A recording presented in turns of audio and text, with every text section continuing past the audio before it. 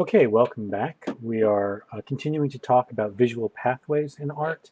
This is part two of the lecture on visual pathways, and that will then lead into our discussion about focus.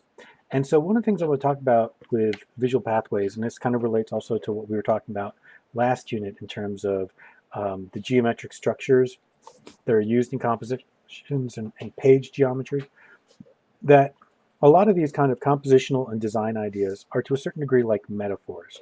And what I mean by that is I don't mean that they basically just don't exist, but what I do mean is they to a certain degree exist as much as you think about them, right? Like the more you consciously are aware of the idea of visual pathways, the more you're going to see it, the more you're going to learn how to read paintings that way, and the more you're going to see how artists have actually used that. It's not true in every case. And then the more you practice at it, the more likely you're also going to start to read paintings in ways that are similar to the way other people who are practiced at it. So one of the things I was talking about last was the idea that um, the primary focus is not necessarily the same thing as your entrance point.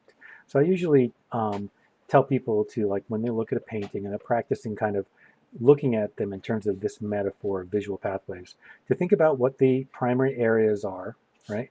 So let's say someone might say that this area, because it's such an incredibly, it's the largest area of a really light value in the composition, or maybe this area, or that area because there's stuff going on and the figures are very compelling, or this area right there.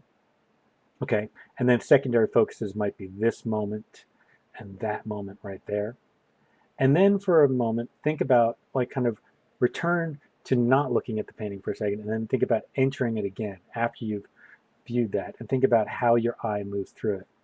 To a certain degree, this moment right here is something of an entrance point. It's not a focus, right? Your eye moves past it pretty quickly. Um, but the more times you look at a painting, the more you might kind of see it as a flow instead of just simply a moment, a moment, a moment, a moment, right? And certainly there is a flow to this figure leading us to there, and that leading us to there, right? And then the question becomes, does our eye go that way after that point, or do we go that way? And that's a choice. And I think that, any young student saying, well, I think my eye does here, and then I go to there, right? And then I kind of come down to this section that brings me back to this area. Then I notice that figure. If that's how a student reads the painting, I think that's perfectly reasonable. But I also think it's perfectly reasonable to get here and say, oh, I noticed that next, and that leads me there. Um, they're both, it's not so much, that there's only one way to read a painting. It's just that there are certain paths that are more well trod than others. Okay, so let's return to excavation, a painting that we have seen a number of times. And one of the reasons why I love showing excavation is that I find for myself personally, and I find for students, it's one of those things that people see like anew almost every time they return to it. And especially the more different kind of ideas you talk about with it. So we've talked about it in terms of how, just in terms of hierarchy and emphasis, how it's hard to figure out what the hierarchy is or what are the moments of emphasis. It has a sense of being so overall. But if you pause for a second and you relax and just start to let your eye do the work for you in kind of an unthinking way, you find that your eye starts to notice that some areas stick out more than others, right? And as they do, it's almost like forms start to emerge, or at least the suggestions of forms. And planes kind of push in and out, and color relationships start to be more noticeable. And you see pairings of, like, oh, this is kind of a similar, that's a similar to that, or these colors are similar to that.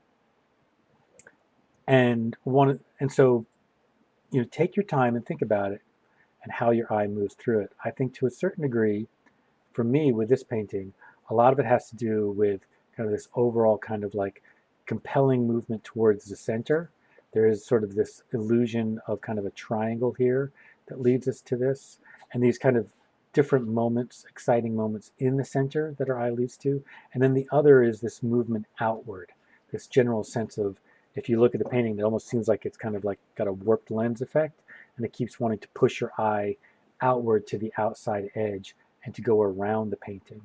And it's those two forces that kind of force, mostly from the two bottom corners, going in, as well as a little bit from the top, but mostly from the bottom going in, and then that other force of going around is the primary kind of movement. It's not nearly as organized or as careful, like it's not nearly as, moment by moment, one line, one set of shapes flowing into another, like we would see in Guernica or like we would see in a landscape painting.